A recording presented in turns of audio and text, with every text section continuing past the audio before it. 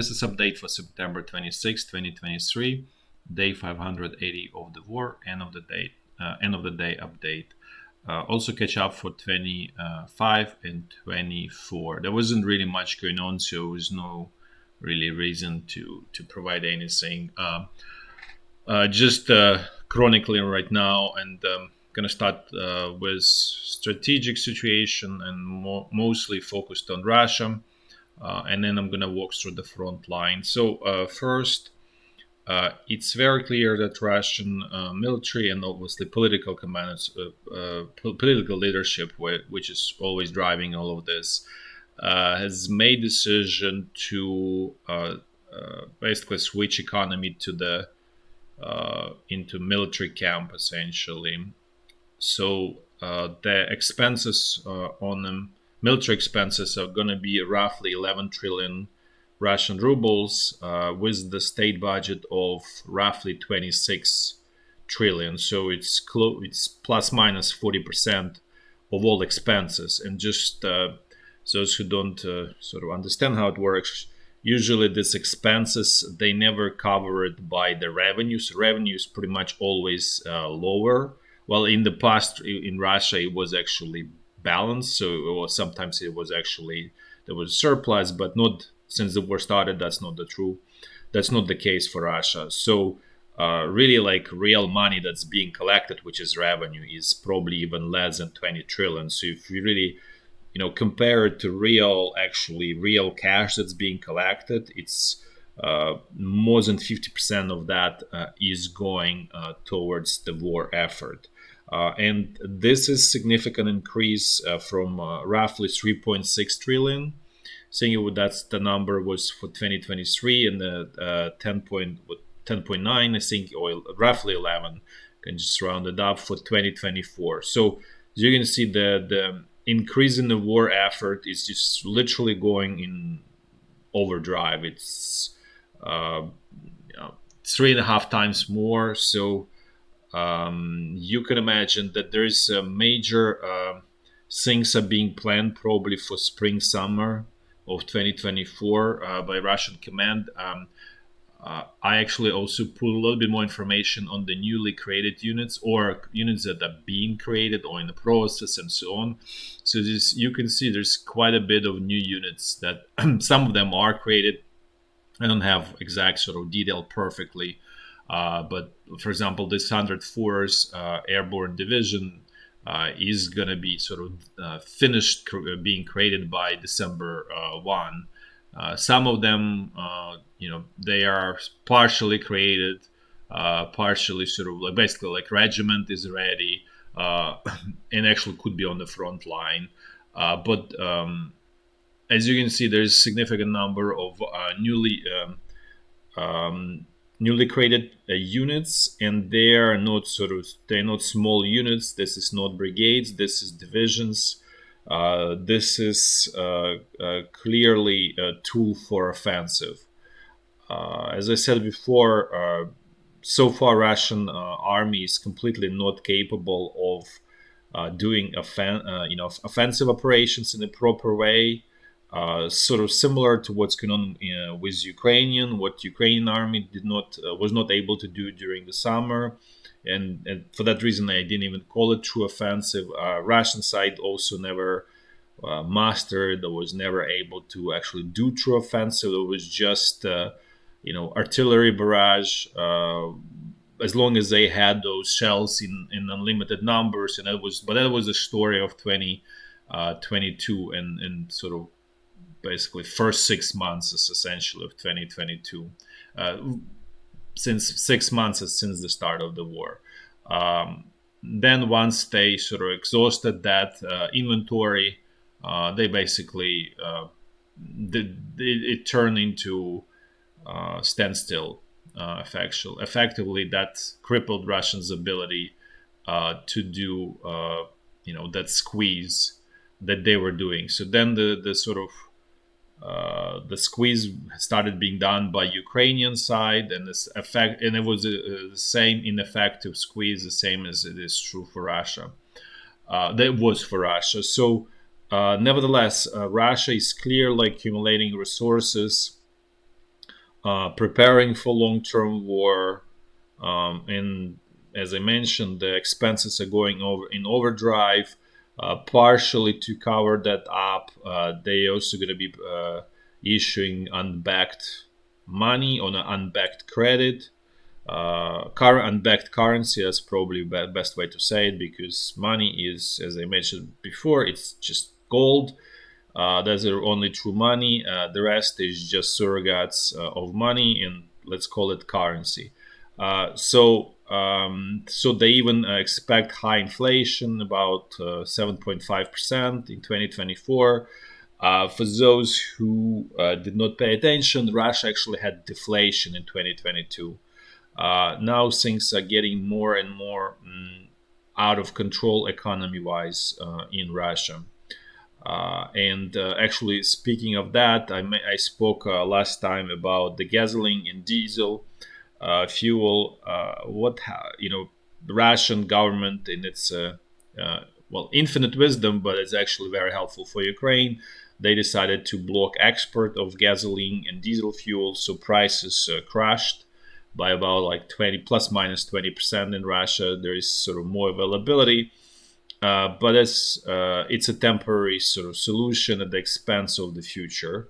And there is actually, it's sort of ironic how quickly things started to unravel. Looks like prices slowly started to cripple up again, because it's just a production cycle at refineries, inventory cycle, and the producers had inventories. They need to get rid of it because they cannot export it, so that really crashed the prices.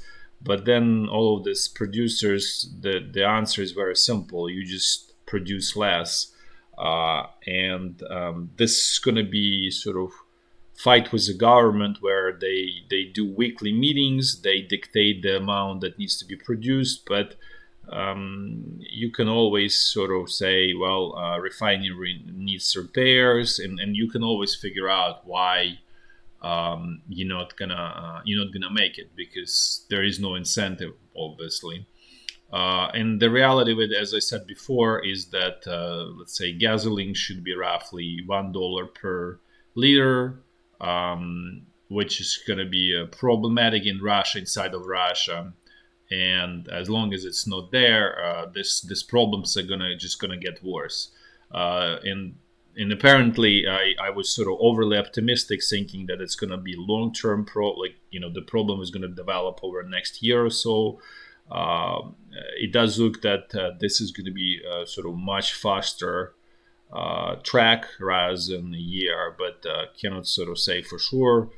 Again, this is a real problem, and this actually can threaten Russia's ability to continue war actually sooner than I expected. And I'll continue providing updates on developments there. And in terms of how regular Russian is feeling the situation, just give you one example. Prices for new cars went up in Russia by 30%. So that's a real, that's the sort of how ordinary consumer feels inside of Russia.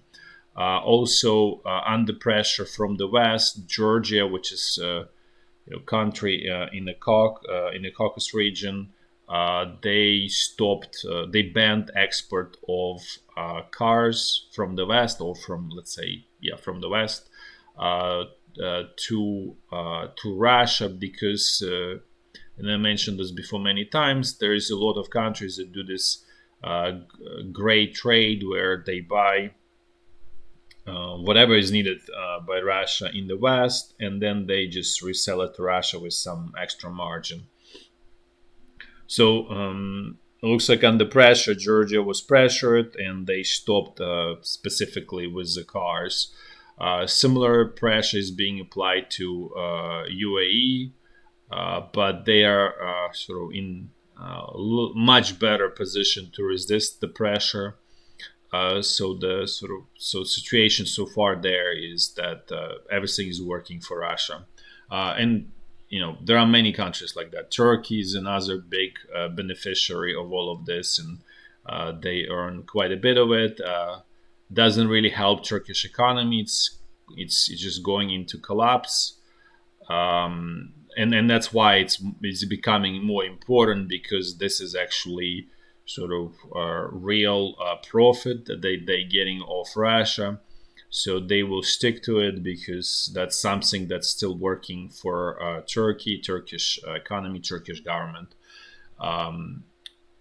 That's generally sort of what's going on in Russia. In Ukraine, just to be sort of balanced and fair, economy is essentially wiped out. There's no real productive economy. There's sort of reports that GDPs started to sort of bouncing up. The only GDP is going up is because consumption is up. But that's just not a sign of healthy growth or healthy development, because all it is just money from the West being spent. So it's not sort of intrinsic, it's not organic in terms of, Ukraine is producing something of value to others and then selling it and then consuming portion of that. So if you really think that, if let's say we do primitivize economy to, let's say, agriculture economy, which is the basis of even of all most complex economies, is essentially you produce something, right? And then let's say it's 100%, you consume whatever portion. Let's say you consume whatever 70% of it, and 30% you use for the future, for the production, and so on. So you always and so the problem with GDP that it doesn't care, like, it just measures expenses, right, in the economy, whether those expenses are sort of good and productive or sort of negative. It doesn't care. So, for example, a good example would be actually US, where the healthcare sector is roughly 20% of GDP expenses there.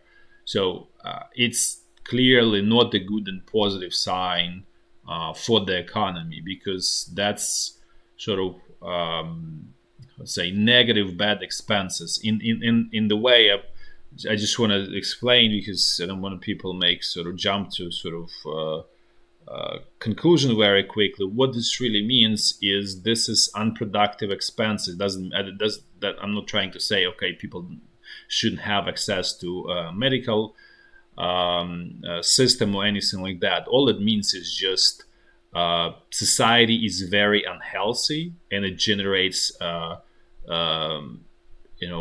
lot of expenses for the economy, unproductive expenses for the economy. But from point of GDP, it's all great because it adds up to the number, right? So that's why the GDP is really very crude, and if you don't really understand what it does, it's actually very misleading measure of pretty much anything. So going back to this whole story, so as I said, is if we go to this agrarian economy, you have whatever you grow, and part of it you consume, part of it you save for the next to have a next harvest, right? So what happens with Ukraine is basically Ukraine doesn't grow anything. It's just given something to consume from the West, so it consumes, and there is a little bit more of it given. So it sort of optically looks like, okay, GDP is growing, but it's not growing because Ukraine actually grew more harvest or whatever. Like, I'm still talking about this primitive approach. It's just simply because it got more sort of borrowed or whatever, given for free to consume of these grains from the West, right? And so this is there's nothing positive there. And there is this new sort of economic tsar appointed from the US. It's just going to be, it's not going to lead to anything positive because it never works when you have someone who has no skin in the game. And this person is not going to have any skin in the game because it's just the outsider. There's, the terms "no skin in the game" should explain everything. If you don't understand why it's not, if after hearing that and you still don't connect the dots, you just read about this having skin in the game, why it's important. because it's a sense of ownership. You plan for the future and so on. And without that, nothing is going to work. There's simply incentives are not there, and so for that reason, it's just going to fail. But this is again, this is bureaucracy. This is sort of show of the bureaucrats that they, trying to show that they're doing something and so on.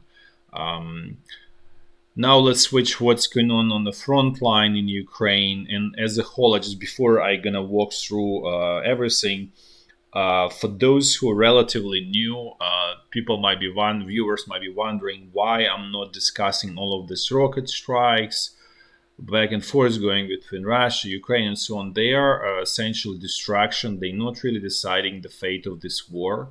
They actually waste of resources by Ukrainian side and then by Russian side equally. So whoever does more of those strikes sort of does more bad things to themselves from that perspective.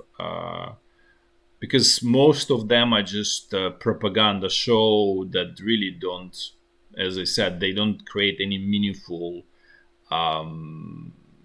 results. The only exception would be, and I mentioned those, is when there is logistical infrastructure is being hit, and that is it is truly important. That happens sometimes.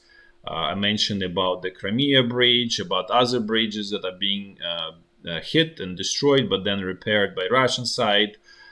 Similarly, I mentioned about the hits against their port infrastructure, because it's outlet for export for Ukraine. It's opportunity to actually produce something of value for Ukraine. And there's no market for it, it's not going to be produced, and that is a problem. And Russia continues attacking Ukrainian ports for that reason, because it's continuing its long-term strategy of making Ukraine very expensive for the West, and that's the reason why these ports are being attacked. So Ukraine exports are collapsing. There is sort of less internally generated money, and it really blows up the cost for the West to support Ukraine. And that's a long-term strategy. It's not going to play out over months. And as I said at the beginning, Russia decided to go for sort of a long ride and play long-term strategy. And obviously, war of attrition is, by definition, it's a long-term strategy. And so Russia is clearly set to do that. Whether the West is ready, I don't know. I can clearly see that there is a very clear fraction in the US, or split in the US, to the point looks like the Republican Party itself is split. There is a part that wants to continue supporting Ukraine. There's a part that sort of doesn't want to. So it's still enough to to support with the Democratic Party. But it's very clear that the situation is moving in a negative direction. Trend is negative for Ukraine. I mentioned this first, I think it was like in December 2022, that things are going start to go in a negative direction. They are becoming more and more pronounced. And as US is going into probably recession, maybe even depression, where things are gonna be difficult economically and obviously financially for that reason, the desire to support is gonna go even sort of lower, and that moment is not terribly far away. The way U.S. economy is going is, I'm not saying it's going to be around the corner, but situation in 2024 could be very explosive and so on in the West, and that's a moment when Russia can potentially attempt to launch offensive, and also Russians sort of another core part of the strategy is to inflict as many losses in terms of human lives, and by that I mean Ukrainian soldiers, to exhaust its Ukraine's mobilization potential, and really change public opinion in Ukraine to basically, okay, we need to surrender. It's not going in that direction, but this is obviously Russia's hope, right? But where it is going is simply Ukraine is 4 times smaller than Russia. So no matter what you do, if the exchange rate in terms of that Ukrainian versus the Russian soldiers plus minus 1 versus 1 could be maybe a little bit favor of Ukraine, 1.2 versus 1, but doesn't matter, because if you have 1-4 advantage, it's very clear long-term strategy is a dead end and failure. And this is again going back to what's going on in Ukraine. It's a failure of Ukrainian political leadership, which is completely inept and unable to actually to bring Ukraine to successfully defending its territory. Because this war is, in theory, is sort of winnable in terms of Ukraine being able to defend itself, but it's winnable through the quality, not the quantity. And Ukraine simply cannot rely on quantity. It will never have, exceeding quantity, neither in people nor in the Western equipment, and that's why reliance on the Western equipment is detrimental actually to Ukraine, and actually prevention by Ukrainian political top any attempts to produce internally military equipment is absolutely disastrous in the long run for Ukraine. So for that reason, things will get heated in Ukraine. They already heated, and as things sort of gonna become sort of as it's gonna become more and more clear that this is dead, like there's no solution with the current pass for majority of Ukrainian population.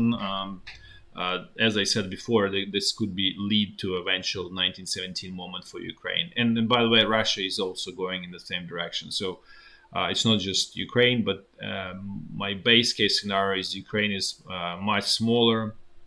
So for that reason, 1917 may happen in Ukraine much sooner. And that's going to be a huge problem for Ukraine. But with the current political top, it's almost like inevitable situation. In terms of the current sort of strategic situation, is both military tops don't know what to do basically. So they clearly see that this squeeze doesn't work. Like Ukrainian command is clearly seeing squeeze doesn't work. It's not going to lead to anything. Russian command also realizing that they also not capable of anything better than also doing the same squeeze. So they also understand if they try to, do the squeeze, it's going to lead to the same result, and they're just going to exhaust those resources that they try to basically build up over past, less than a year. Let's put this way. Even if they actually managed to do any reserves, but from the number of units created, it looks like they did manage to get some extra sort of extra fat to build up.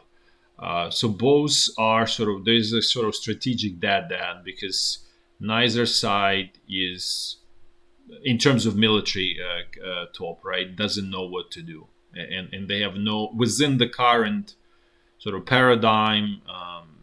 It's basically just no solution.